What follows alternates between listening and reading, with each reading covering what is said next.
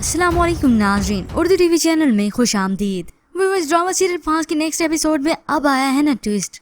साहिल ने अपनी चालाकी और मकारियों से बहुत चलनी चालें। ज़ेबा और समद ने तो नादिया बेगम का यकीन ही ना किया, मगर अब की बार तो वो खुद उतर आई है मैदान में। सिर्फ बातों से नहीं बल्कि अब उन्होंने करके दिखाया।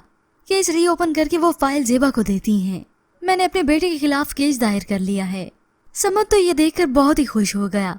फिर कुछ ही देर बाद उन्होंने मीडिया वालों से बात की। बहुत जल्द मैं उसे मुजरिम साबित करके सजा दिलवाऊंगी। जब नादिया बेगम साहिल की खुद मां कैमरे के आगे आई, मीडिया के सामने आए, तो लोग तो हैरान और परेशान हो गए कि आखिर ये माजरा क्या है। अगर माँ ने ये सब कह दिया तो दाल में कुछ ना कुछ काला तो है।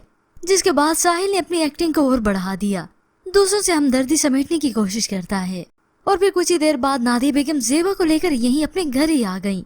ये कहीं नहीं जाएगी, यहीं रहेगी इसी घर में।